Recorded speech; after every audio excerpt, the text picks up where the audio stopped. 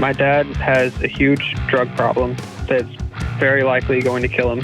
He's been in and out of jail, and I don't know exactly how long he's been homeless, but he's been homeless in San Francisco for at least 10 years. It's okay to be angry, but rage isn't going to solve the problem, right?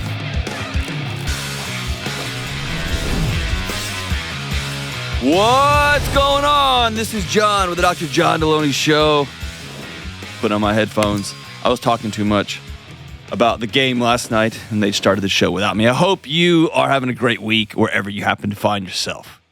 Hope you're having a great day wherever you happen to be listening to this show, whether you're going for a walk, you're at the gym, you're cleaning something, you're washing your car, you're headed to work, wherever you happen to be. I'm glad that you're with us. We're talking about your relationships, your mental and emotional health. For 20 years, I've been sitting with people when the wheels have fallen off their life, and we've had to map out a plan together. What's your next right move? And that's what this show is about, sitting with hurting people, real people going through real challenges, trying to figure out what's the next right move.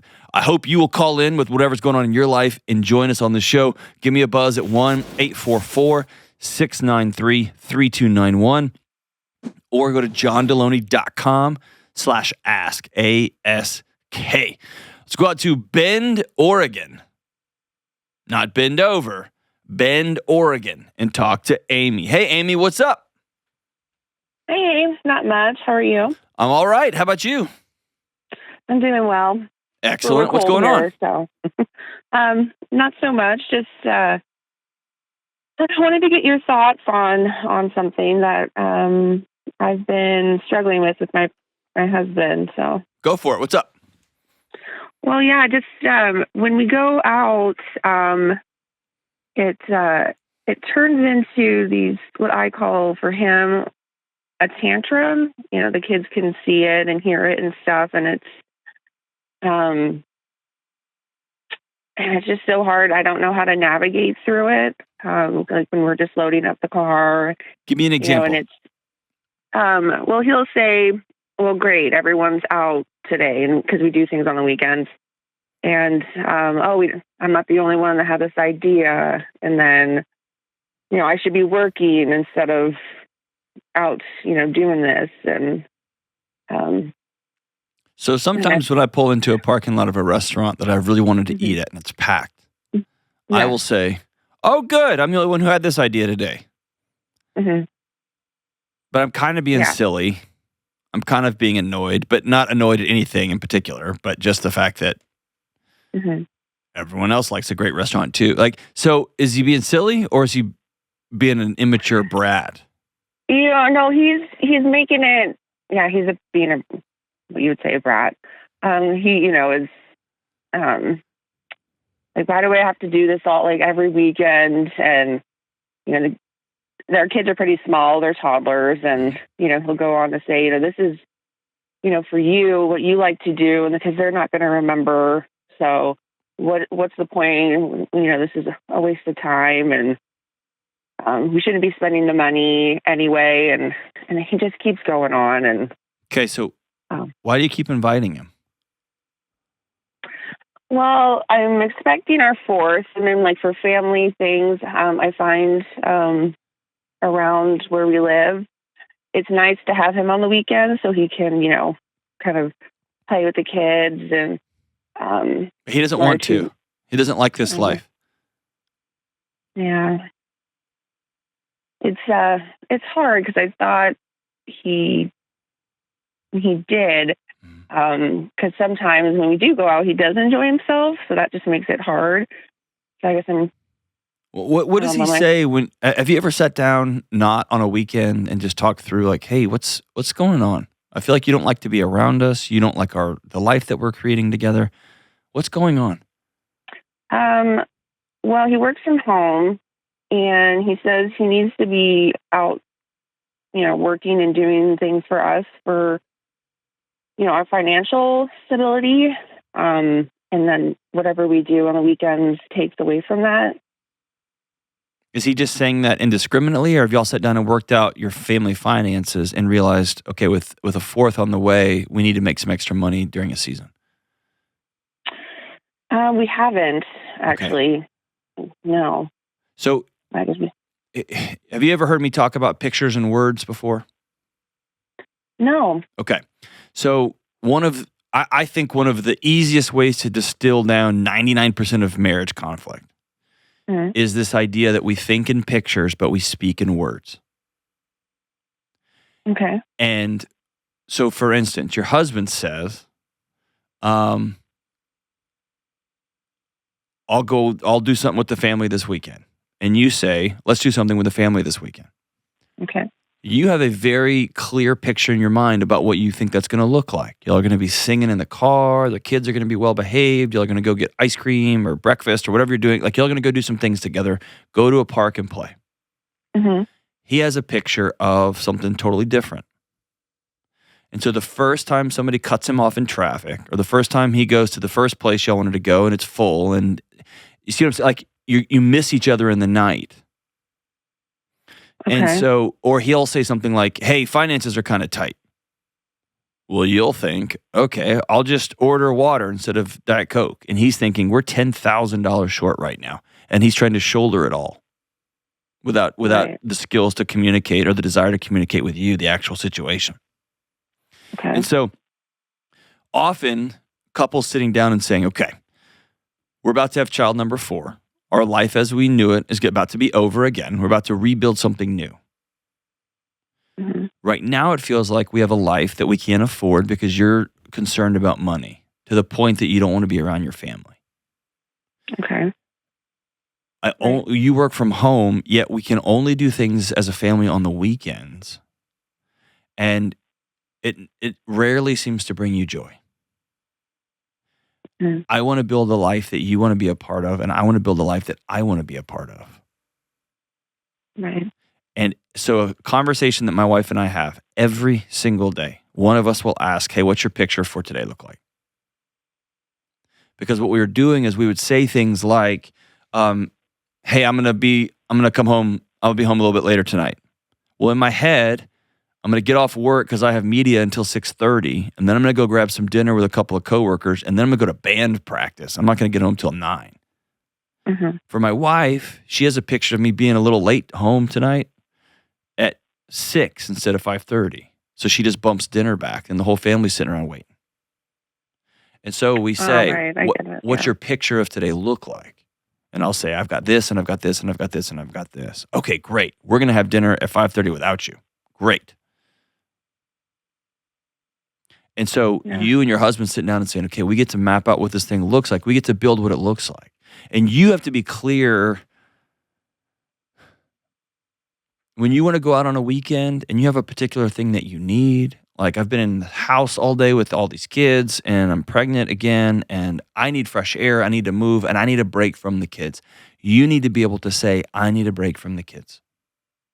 And he needs to be able to say, I've got to work a second job to get some extra money right now. We need to hire a middle schooler to come over and just play with the young ones for a little bit.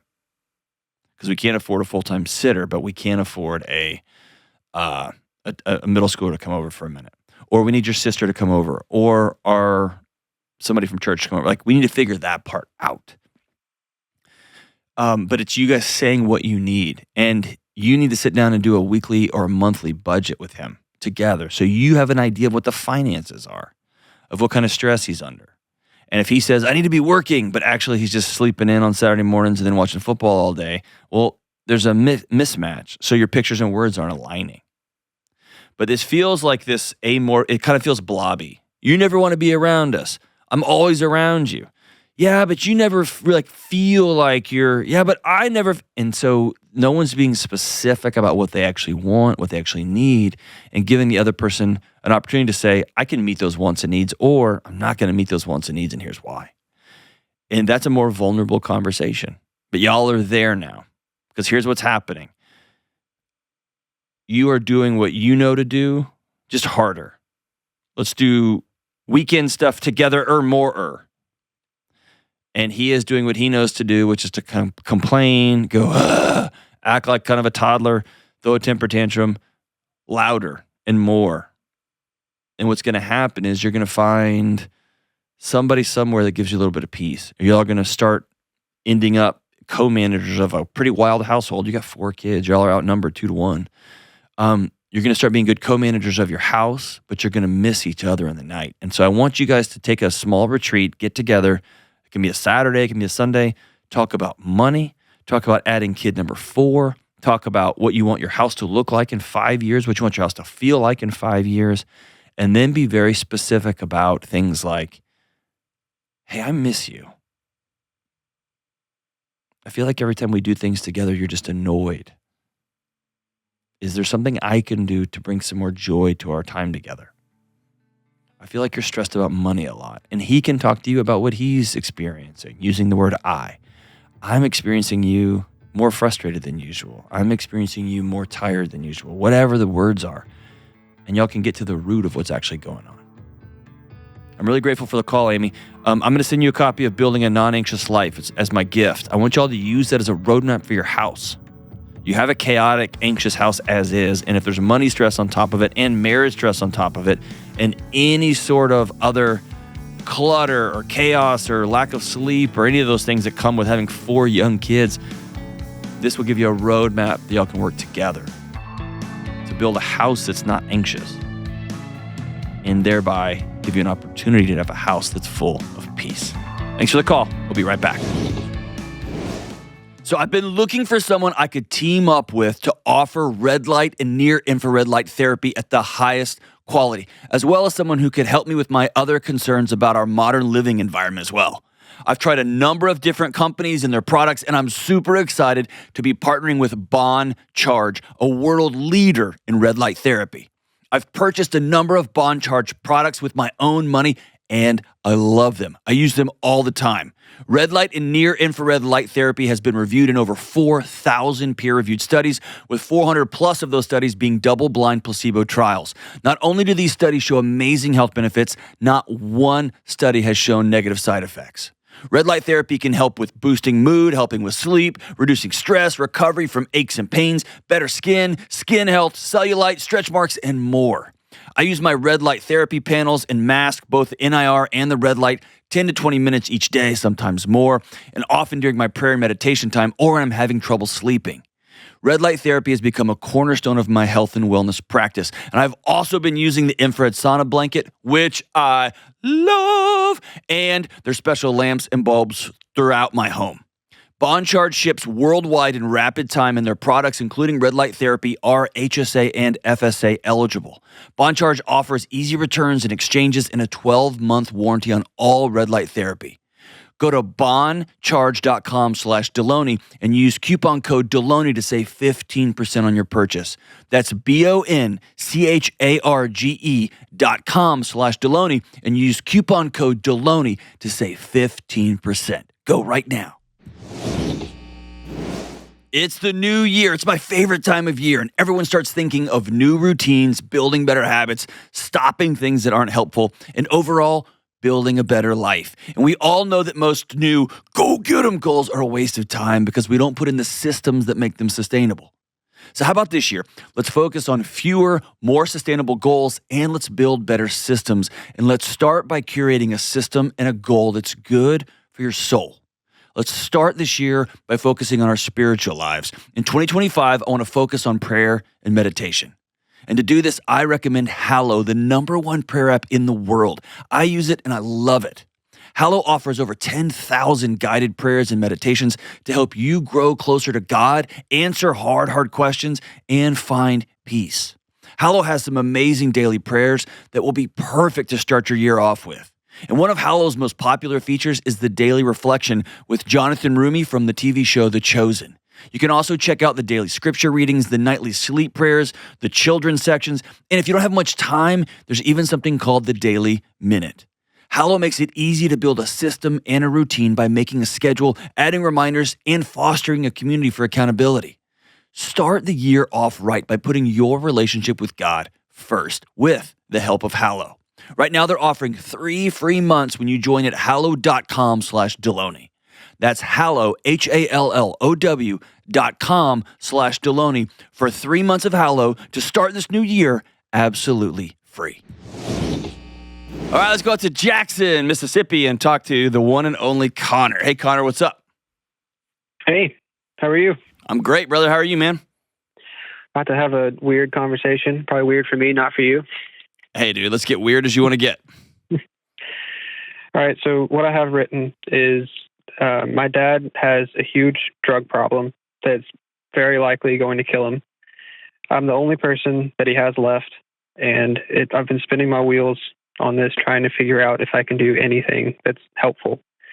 I know the problem's probably not going to go away, and there's probably nothing that I can do, but there has to be a way for me to move forward. Does that make sense? Yeah. How old are you, man? 25. How long has this been a part of y'all's life together? Well, I'm sure that he's had a drug problem for his whole life, as far as I know. But my parents got divorced when I was around 10, mainly because of this and because he couldn't behave. But he's been in and out of jail since then. And I don't know exactly how long he's been homeless, but he's been homeless in San Francisco for at least 10 years. Do you have any communication with him? He calls me every once in a while. When I was younger, we talked a lot more. But the most recent thing I heard from him was he was in the hospital. One of the nurses or whoever was taking care of him called me and said that he wanted to talk to me. And I asked how long he had been there, how many times he had been there this year, and they said 25. Wow. And that he had just overdosed again, and they resuscitated him, and it's, kind of the same thing. Are you married? Yeah. You have any kids? I just had one. Well, he's a year old now. So are you experiencing you can't really describe it, the undescribable love of holding a 1-year-old that nobody ever told you about, and you're wondering how in the world did your dad pick this life over you?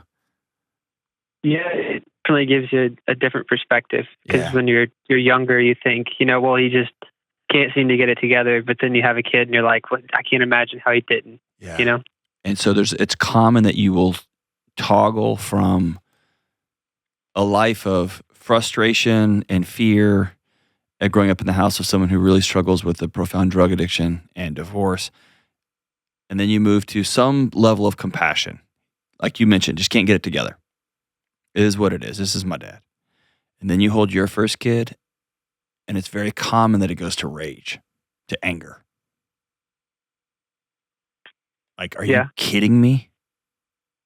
Like, when you hold that 1-year-old, your 1-year-old, like you would burn down a city for that kid.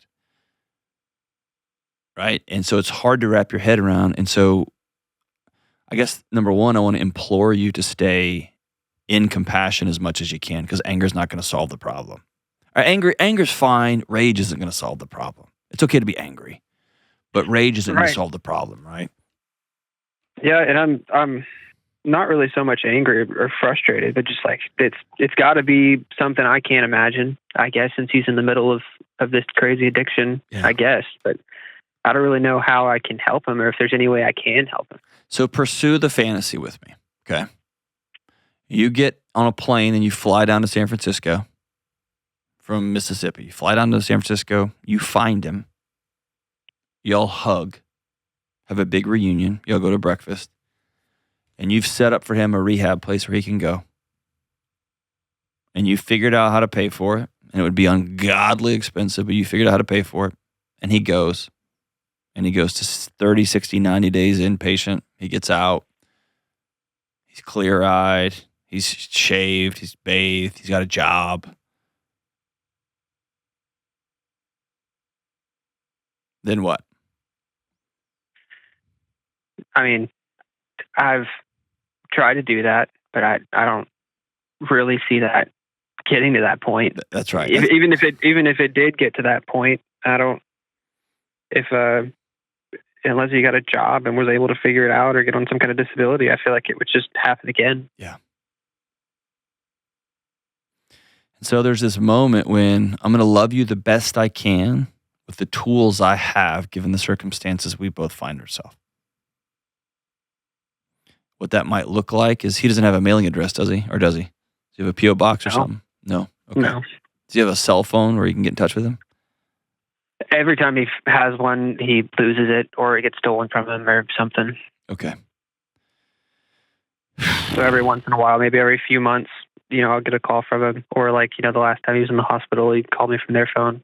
Yeah. And there's a couple hours away, there's a ministry type rehabilitation center that I said I've talked to him, and they'll take you, and it's free. Mm-hmm. And they give you a job, and he's like, I don't want to do that. Yeah. Or he'll act like he wants to do it, but he really doesn't.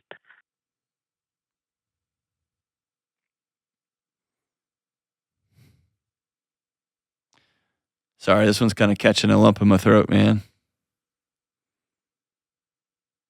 There's something about wanting something for your mom and your dad so bad that they don't want for themselves. Or maybe they can't for themselves for whatever reason. Yeah, I'm not saying it's getting worse, because it's his situation's been about as worse as you can get. Yeah, but there comes a point when his body says, body has had enough, right? Yeah, and what made me call is I feel like I'm getting desperate because he overdosed again, and when they talked to him this last time, he said that he was mad they resuscitated him because he has DNR written all over his body, and then he overdosed again in the waiting room or whatever, or when he got there, when he woke up. Yeah. He had something on him and overdosed again in the hospital. Yeah. So, like, do I just stop talking to him? What do I do? I think you have to answer that question for yourself. Sometimes people have said the last thing they need to say, which is, I love you. I've got a plan for you. I have a fantasy about my son growing up with a granddad. And when you're ready, I'll be here. And then you have to hold that space for Theo overdoses. Or in this situation, it sounds like he's trying to die by suicide via overdose. And some people want to have one last face-to-face. You get on a plane and you go find him. I don't even know how you would go about doing that, but you go find him. Mm-hmm. And you take him to breakfast and say, I'm your son. Just wanted you to know. Like, I see you're on a bad trajectory. I want to tell you one more time, I love you. These people will take you. I've already set it up. It's for free. Here's a picture of your grandson. I just want you to see it. And I'd love you to be around for another 20 or 30 years. Watch him grow up. And then you can leave with peace in your heart knowing I did what I could do. Yeah, I've thought about that. I just don't know if that's the right thing to do or not. I don't. Here's the thing. I want you to be able to close your eyes at night knowing I did what I could do, and I did it with love, and I didn't use my dad to try to make me feel better. Yeah, that's a good way of saying it. And so, for whatever it's worth, man, it sounds like over the last 25 years, you've gone to the ends of the earth to try to get that man to see you and love you and to love those around him. Yeah. And for whatever it's worth, his continued drug use and his continued homelessness and challenges have not been because of his son, Connor. Right. I'd be willing to bet he's been alive longer because you're in the world. Yeah, I hope so. And maybe it's a matter of writing him a letter and making one last flight this holiday season to say goodbye and just knowing I'm letting my dad go. Or maybe you don't even have to make that trip. You can write that letter and you can read it to your brother and sister around the Christmas tree this year, or you can read it to your wife and your 1-year-old and just know this is the year I said goodbye. I don't know what the old 5150, I don't know if you can force somebody into rehab in California. I don't know if you can make somebody who's dying of substance abuse in California go to rehab. I don't know what the rules are there. Yeah, I don't either. Most places it sounds unlikely that you could make somebody do that. Yeah, most places like a mandatory hold is pretty tough, especially over a long period of time. And I talked about that with a hospital, and they offered him treatment as well. but I don't think he took it. Yeah, he can walk out the door. Right. Yeah, they released him, and I guess he just went back to the streets. Yeah. As far as I know. So I think if I were you, I would probably sit down, and you've probably heard me tell people to do this, but I would enter into the 3-letter ceremony, which is I'm gonna write my dad one letter that says, "Dear Dad, here's what you gave me. I want to say thank you. It's a letter of gratitude. I'm 25. I've got a 1-year-old. Thank you for whatever. Find gratitude in your heart. It's made you more compassionate. It's made you be more open-minded. It's made you his struggles have made you make different choices in your life. Even if it's gratitude for thank you for painting a picture of what life I don't want." Then a second letter is one of anger. I can't believe. Say all the things that are in there. Write them down and get them out. And the third letter is a letter of honor, and here's who I'm going to become. Here's what you're going to miss. But it's a testament to our family tree is going to look different, and here's the role I'm going to play. And for most people who do this, it has a sense of just taking the cinder blocks out of your backpack that you walk around with every day. Yours will be a little more challenging because he's still alive. And most of us don't ever have to run up against this terrible feeling of, I would if I could, but I can't. Like, here's the limits of what I can do here. What's your wife think you should do? I don't know. Nothing in particular. Kind of the same thing as me. Of you talk to him and you tell him what you can when you can. But I think that's about all I can think to do.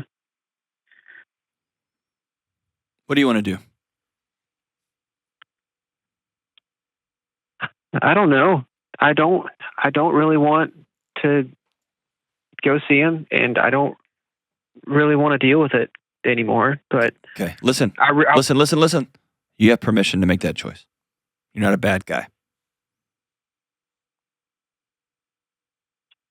Yeah.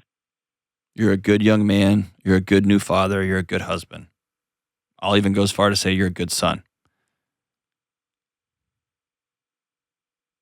You've done what you could do.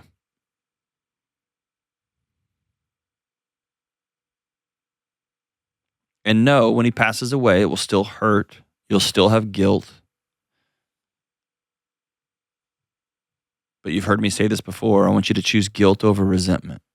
If you go out there again and spend $2,500 on plane tickets and hotels and food and whatever, and he snubs you again, you're going to start getting rageful. You're going to start resenting the fact that he exists. Right. Yeah. I've thought about that a lot, the guilt over resentment. I'd rather feel guilty that I stuck my hand in the bag and got bit by a rattlesnake 50 times and I didn't do it a 51st. And there's always going to be, it's natural to feel a little guilty. I should have done it 51st time, but reality was I did the best I could with what I had. Right. And my dad was sick. And the greatest gift I can give to the legacy that he left is to do everything I can as far upriver as possible to never put myself in a position where I can get sick like that. Right. Yeah, it's definitely, like you said, taught me what I shouldn't do. And my friends that have dabbled in drugs, and I'm like, dude, you have no idea what it's going to lead to. There you go. How quickly you can go down that path. There you go. So David Kessler talks about in his book, Finding Meaning, there comes a moment when you talk about who I'm going to become because. And maybe you develop a pretty powerful talk and you go talk to high school kids. Or maybe you develop a pretty powerful personal talk and you go talk to adults who are entering 30-day treatment programs. Yeah, that might be nice. But it becomes a way to make sense of the pain that you've experienced. It's about finding meaning in that hurt. But usually that'd probably be pretty premature on your end right now. Right now, we're just going to be sad. Yeah. Makes sense. And maybe you put a small gift for him under the tree in your house this year just as an homage. Or maybe not. I guess the thing I want you to hear me say is there's not a right way to do this, and I want to release you from any other further obligation. You've done what you could do, what you could do. And if you choose to enter into the madness one more time, go get it. That tends to be my bent. I just beat my head over and over and over again. Not in a healthy way, but it means I have no boundaries. It doesn't make it right. But I think you and your wife make peace. Exhale, write the letters, and then make a daily commitment for the rest of your life. I'm going to stare down this hurt that I've experienced, and my kid will have a different life, and my grandkids won't know that our family had this tragedy in our family tree because of the work I did. I'm proud of you, my brother. He's lucky to have you as a son. And your little one is lucky to have you as a dad. We'll be right back. All right, so I've done some soul searching recently, and I've come to the realization that I actually love the internet. Just kidding. The internet's the worst. It's amazing, but it's the worst. But it doesn't matter if I don't like it. Everything in my life takes place on the internet. My work, my personal messages and communications. I buy most things on the internet now.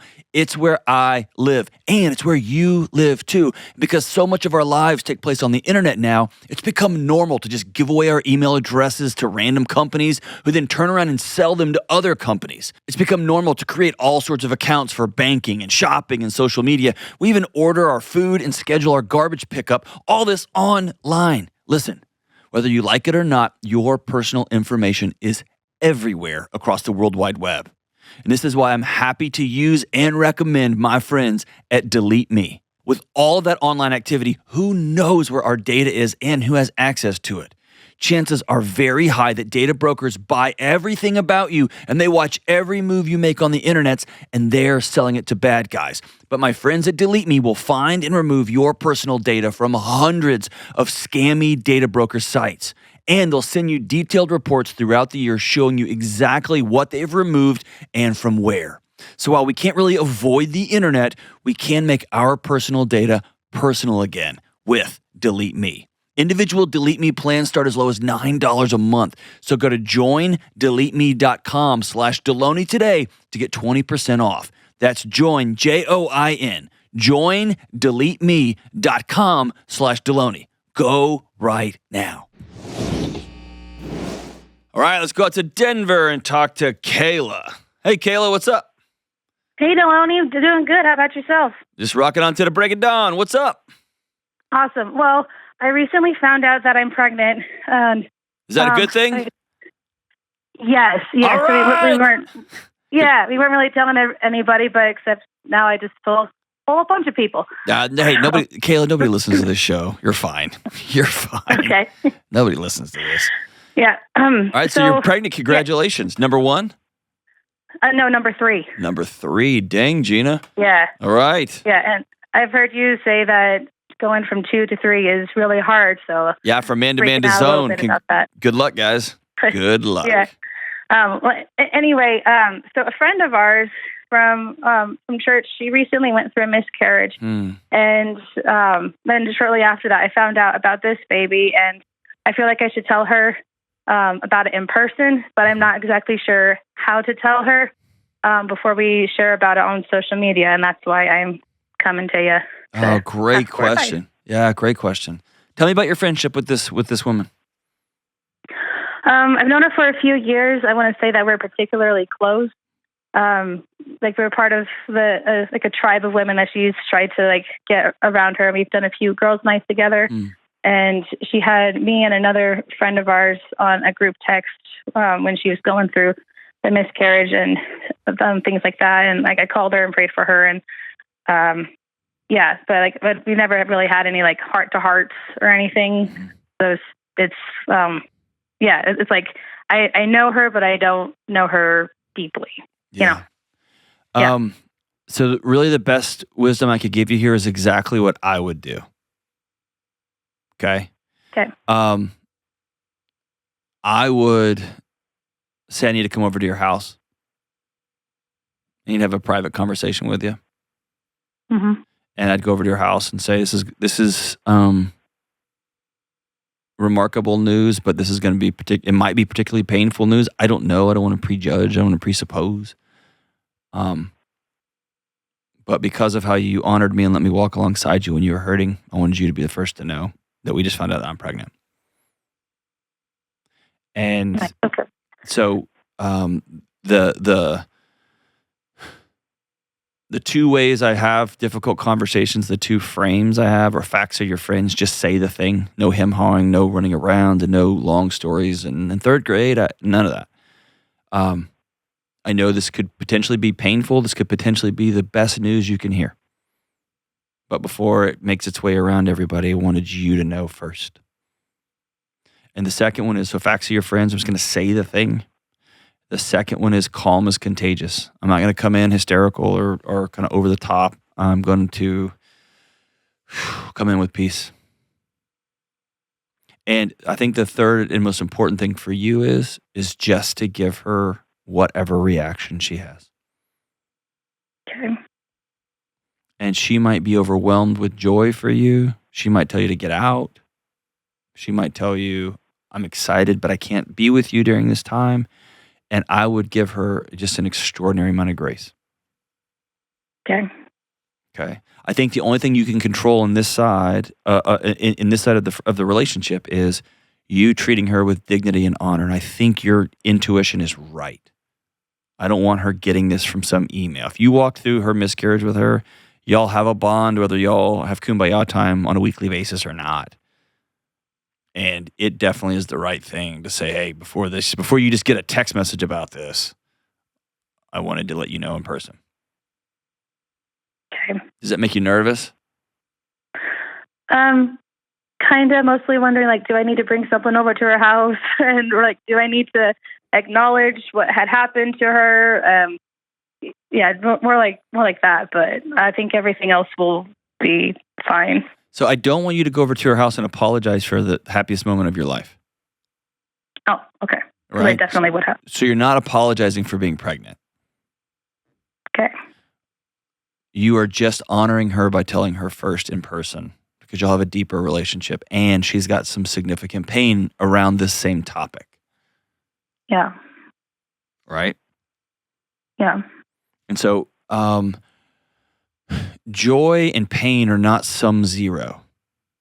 You having exciting news doesn't take away from any joy she was slowly accumulating. There's endless amounts of joy and there's endless amounts of hurt. And so the best thing you can do is to treat her with honor, treat her with dignity, and keep your integrity about you, which is, I'm going to do the right thing. And then give her grace, because grief makes us act and do tough stuff sometimes. Yeah. And if she chooses to cut you off for a while, I can't text you, I don't want to talk to you for a while, you didn't do anything wrong. She's just struggling. Yeah. And that's okay. And Okay. you might feel weird or guilty. Don't. You're having a baby. That's amazing news. And she lost a baby. That's terrible news. Both of those things are true. And they don't come at the cost of the other. You get what I'm saying? Yeah. If you were having her I hear. husband's baby, now we got now we got a problem, right? Yeah. Yeah, definitely. Thankfully, that's not the case. Exactly. So you see what I'm saying? Like, and that's another call on this show, I'm sure. But like, that's when you have oh my gosh, I have the thing. It becomes messy. You're not here. You're not apologizing for having a baby. This is the most exciting thing ever. I think letting her know, I would love for you to walk alongside me in this, and I also fully understand if it's too soon. If Okay. this is heavy. Give her permission. And then refuse to talk bad about her. Refuse to belittle how she responds. Refuse to tell other people, oh my gosh, she lost it. She screamed at me, told me to get out of her house, which probably won't happen. probably what will happen is she'll get choked up instantly and give you a big hug and tell you she's so happy for you, and then probably send you a text of some sort about how she really feels later. That's my guess. Okay. But having experienced that in my own house, not as a woman, not as a person who's carrying a baby, but having experienced multiple miscarriages, nothing made me happier when I found out my friends are pregnant. I was so happy for them. And I also know some people just need space because they're not in a place to celebrate, and that's okay. Okay. All you can do is the next right thing. All right. Is that cool? Will you do me a huge favor? Yeah. Will you let me know how it goes? Yeah. Will you write us back and just put follow-up? Yeah, definitely. I would love to know how the conversation goes. And if your friend wants to call, that'd be great. Okay, I'll tell her. Be cool. When's your baby due? End of July. Boy or girl? I don't know. My daughter says that it's a girl, and I'm just like, I don't know. We have one of each. I think it's a boy, and I think you should name it John, because that's a dope name. Well, psych, we already have a boy named John. Booyah! Hey, yeah, listen, if you don't screw this up, your kid too can be a middling B-level podcaster one day. Shoot for the stars, Kayla. Shoot for the stars. Oh man, amazing. Hey, it's an honor to get to talk to you today. I'm excited for you, and thank you for being there for your friend when she was struggling. She needed a person to text in the middle of the night just to say she wasn't okay. It's hard to walk through loss with somebody, and that's a pretty noble, honorable thing that you did. And it'd be amazing if she could walk through joy with you. And it's also understandable if right now she can't. Both of those are okay. She's lucky to have you as a friend, Kayla. Thank you so much for the call. We'll be right back. Okay, I want to tell you about my friends at Cozy Earth. Over the last few weeks, my sleep has been off. I've been spending more time on screens than I like, and I'm traveling all over the place. I'm just feeling disconnected. Here's the deal. Starting this year off right starts with good sleep. Period. Full stop. And that means creating a space that helps you rest. For me and my family, that's where Cozy Earth comes in. Their bedding is soft, breathable, and it keeps us cool and comfortable all night. It helps us create that perfect sleep sanctuary that we all need to be restored. My wife sleeps in the Cozy Earth's long-sleeved bamboo pajama set every night. She loves them. And my whole family is in love with the Cozy Earth sheets and bedding and the bath linens that have the best towels in the world. And just this morning, my son came downstairs wearing my Cozy Earth Cityscape hoodie that he stole from my closet. Listen, let's do a restart this year. Let's put down the phone. Let's set a regular bedtime and get comfortable when possible. Let's everybody keep their own clothes. And let's invest in our sleep, all with Cozy Earth. When we sleep and rest well, we show up better for ourselves and our families. And right now, Cozy Earth is offering a 40% off discount code exclusively for my listeners. Visit CozyEarth.com/Delony and use code Delony for 40% off. That's Cozy, C-O-Z-Y, CozyEarth.com/Delony and use code Delony at checkout. All right, we're back. Hey, don't forget, you can watch the new episode of United States of Anxiety in the Ramsey Network app. The show is hosted by the Ramsey Network, and you can download the app wherever you get apps. You download APP, and you can download it. And you know me. Yeah, I'm excited for you. Kelly is a hip-hop queen, by the way. That's what they called her back in high school. Sorry, I had to. I like how the other kids in the booth were like, what is that? It's before y'all were born. I can't believe you're down with OPP. Yeah, you know me. That's your homework assignment. I'll listen to it. You won't. You're right. Your life would be better if you did, though. It'd be awesome. But hey, you can download it. You can get this show a week early, and you can go check out the latest episode.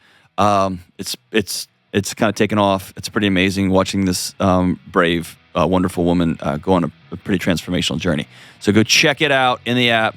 Love you guys. Don't forget to subscribe on YouTube's and to leave the reviews and download the shows and share it. And partridge in a pear tree. Do all those nice things for me. How about that?